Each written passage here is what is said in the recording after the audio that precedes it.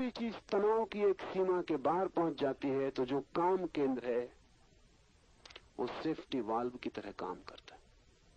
वो है ही safety valve. जब आपकी चिंता बहुत हो जाती है, उसको सहना मुश्किल हो जाता है और इतनी शक्ति आप में दौड़ने लगती है कि उतनी शक्ति आपको बेचैन करने लगती है, तो शरीर उस शक्ति को बाहर फेंकने का उपाय खोज लेता है। काम केंद्र सेफ्टी वाल्व है।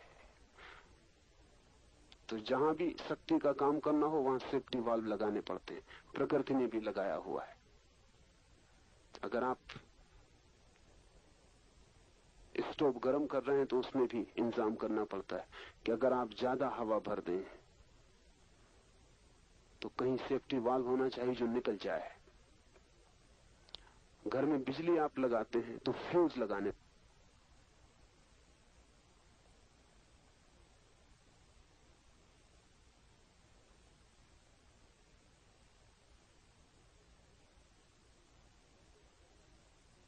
जैसे ही ज्यादा शक्ति खींचने की स्थिति बनेगी, फ्यूज टूट जाएगा और शक्ति निष्कासित हो जाएगी, आप बच जाएंगे। शरीर ने भी सेफ्टी वाल्व है, वो बायोलॉजिकल है। सेक्स सेंटर, काम केंद्र सेफ्टी वाल्व है। जब भी आपके भीतर ज्यादा शक्ति भर जाती है और बेचैनी बढ़ जाती है और चिंता पकड़ लेती है और भीतर द्वंद्व चलने लगता है, तब जरूरत है या तो आप साक्षी हो जाएं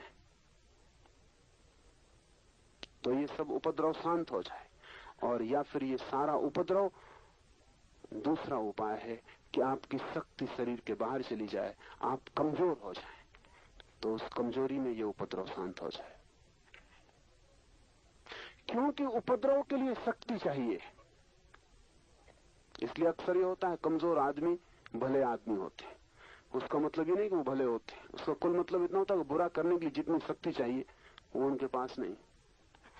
कभी ख्याल किया आपने कि मोटे आदमी सदा प्रसन्न मालूम होते हैं और आमतौर से मिलनसार होते हैं और आमतौर से झगड़ेलू नहीं होते। क्यों? अगर आप पूछें फिजियोलॉजिस्ट से, शरीर शास्त्री से, तो वो कहता मोटा आदमी लड़ नहीं सकता, लड़े तो पिटेगा, तो मिलनसार हो जाता, क्योंकि वो झंझट, वो लड़ने का काम हो ही नहीं सकता उनसे, करेंगे तो उसमें पिटेंगे, इसलिए वो मुस्कुराते रहते हैं। मुस्कुराहट का मतलब ये कि कोई झगड़ा नहीं करना है किसी से, तो सब ठीक है, झगड़े में नहीं उतरना है। मोटा आदमी भाग नहीं सकता, और झगड़ा हो तो दो ही उपाय हैं, या तो लड़ो या भागो, वो दोनों नहीं कर सकता, झगड़ेलू नहीं रह जाता। मगर इसका ये मतलब नहीं कि झगड़ा समाप्त हो जाता है।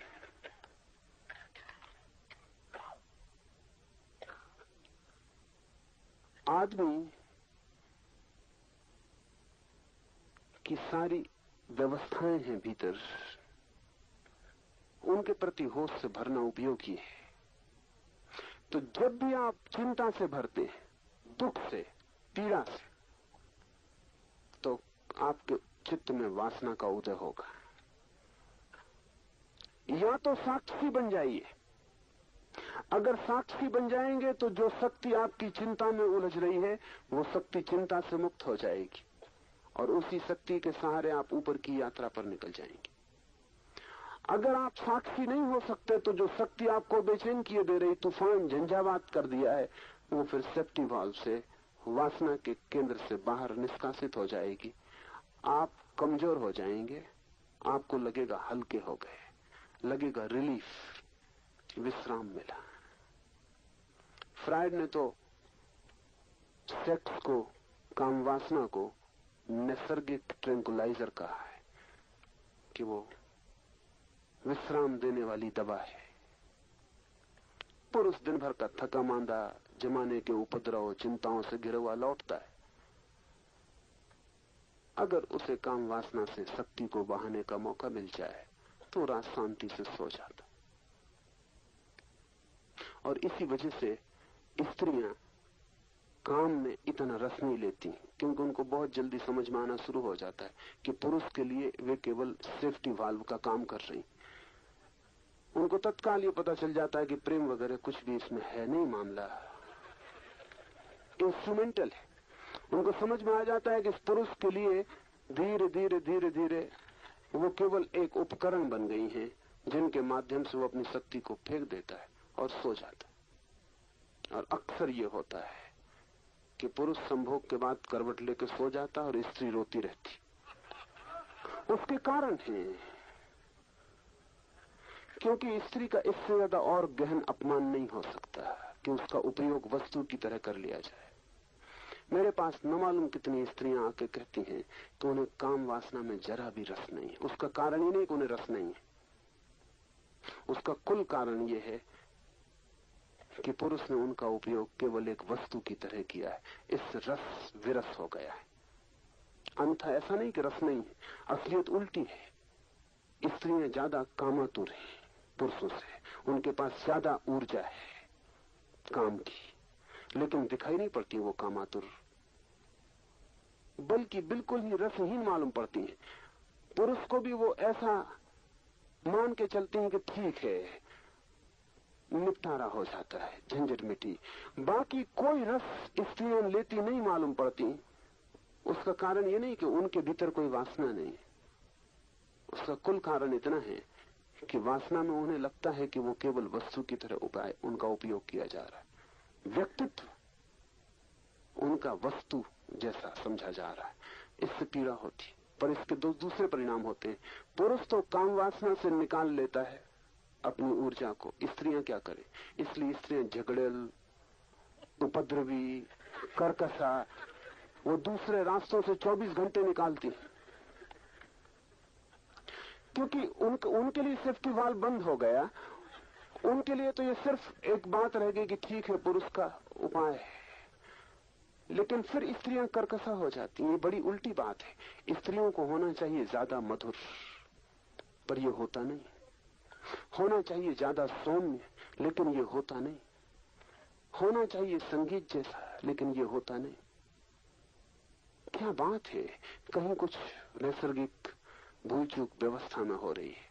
और वो व्यवस्था में ये हो रही है कि जो निकास का सहज मार्ग उनके लिए हो सकता था वो अवरुद्ध हो गया। उसके प्रति उन्होंने रस त्याग कर दिया, और साक्षी बनना तो मुश्किल है। इसलिए अब वो सारी शक्तियां घूमती हैं और अलग अलग मार्गों से निकलती हैं। हाथ से बर्तन छूट जाएगा स्त्री का, चीनी का होना चाहिए तब छूटेगा, टूट जाएगा। उसके टूटने से निकास हो रहा है।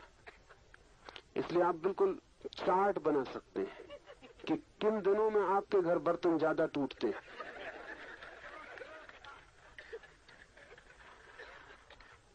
और आप अनिवार्य रूप से ये पाएंगे कि जब भी स्त्री की ऊर्जा निष्कासित नहीं हो पाती, तब वे टूटेंगे। तब 25 उपाय से स्त्री अपने क्रोध से, अपने तनाव से अपनी शक्ति को बाहर फेंकना चाहेगी। जब चिंता होती है चित्त पर भारी, तो चित्त वासना की तरफ दौड़ता है। इसलिए सूत्र कहता है चिंता के नाश होने से वासना का नाश होता है। ये सूत्र बहुत अनूठा है और ये बहुत प्राचीन है, और मनस्विद तो अब इसका पता लगा पा रहे हैं। अगर आप निश्चिंत हो जाएं तो वासना क्षीण हो जाएगी। अगर आप बिल्कुल निश्चिंत हो जाएं तो वासना की तरफ चित्त दौड़ेगा ही नहीं, क्योंकि वासना केवल एक अनिवार्यता है। जब आपके भीतर सीमा के बाहर तूफान उठ जाता है, उस तूफान को निष्कासित करने का। अगर उतना तूफान उठता ही नहीं तो वासना क्षीण हो जाती, लेकिन ऊर्जा क्षीण नहीं हो जाती। वासना क्षीण हो जाती, ऊर्जा तो इकट्ठी होती चली जाती। और हर चीज एक सीमा के बाद रूपांतरित होती है। जैसे हम गर्म करें पानी को तो 100 डिग्री पर भाप बन जाता है। 100 डिग्री गर्मी जब इकट्ठी होती है तो पानी भाप बन जाता है। जब आपका वीर्य, आपकी ऊर्जा, आपकी शक्ति एक सीमा तक भीतर इकट्ठी हो जाती है और कोई तूफान नहीं उठता और उसको फेंकने की व्यर्थ कोई जरूरत नहीं आती, तो अचानक एक 100 डिग्री का पॉइंट है, एक बिंदु है जहां आपकी ऊर्जा जब इकट्ठी हो जाती है, तब अचानक वही ऊर्जा जो नीचे बहती थी ऊपर की तरफ बहने लगती है। ख्याल किया आपने, पानी नीचे की तरफ बहता है, भाप ऊपर की तरफ उठती है। 100 डिग्री पर जो नीचे की तरफ बहना जिसका स्वभाव था पानी, वो अचानक उत्तप्त होकर भाप बन जाता, ऊपर की तरफ उठने लगता, बादलों की तरफ जाने लगता। आपके भीतर भी यही घटना घटती है। एक जगह है, एक बिंदु है, एक इवोपरेटिंग पॉइंट है जहां वाष्पीकरण होता है। वहां जब ऊर्जा इकट्ठी हो जाती, अचानक आप पाते हैं जो नीचे जाता था वही व्यक्तित्व वही ऊपर जाने लगा, जो बाहर की तरफ दौड़ता था वही भीतर की तरफ दौड़ने लगा। कल तक जो पाप था वही पुण्य हो गया, और कल तक जिसे समझा था शत्रु, उससे बड़ा कोई मित्र नहीं है। ये अनुभव में आता है।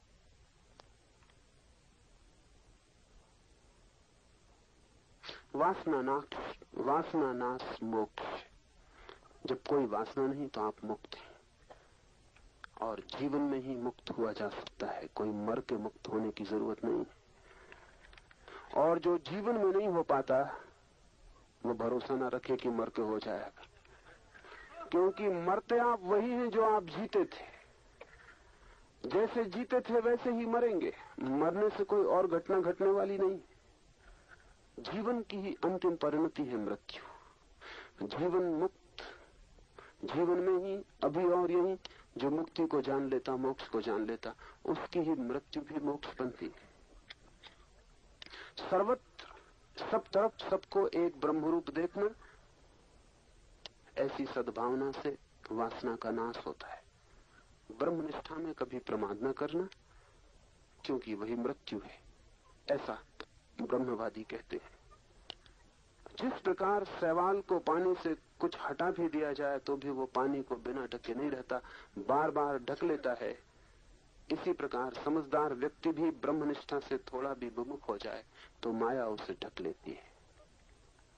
इसलिए सतत होश रखने की जरूरत है। एक क्षण को भी होश खोने से काम नहीं चलेगा। उस समय तक होश रखने की जरूरत है जब तक कि जरा सा भी शैवाल, जरा सा भी घास पात भीतर मौजूद रह गया है। जब समस्त घास पात बीज रूप से दग्ध हो जाए तब होश रखने की कोई भी जरूरत नहीं, क्योंकि तब होश स्वभाव बन जाता है।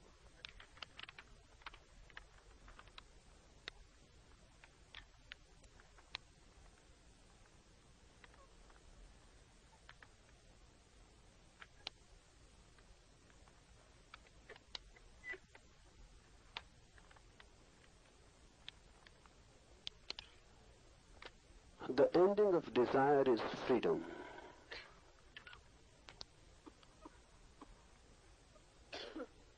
Freedom is not something you can achieve from without. You are not imprisoned by someone else, by others, by the world. You are imprisoned by your own desiring mind. Desiring is the slavery. The more we desire, the more we become slaves. But why? Why desire is a slavery? Because the moment one desires, one has become dependent. Now, if the desire is fulfilled, only then you can be happy. If the desire is frustrated, you will become a victim of suffering. And no desire is ever fulfilled. Desire as such leads into frustration. That's why the more one desires, the more suffering one creates around himself. Not only suffering, but dependence also. If I desire someone, something, now my attention, my being, everything depends on that. If I get, it is okay.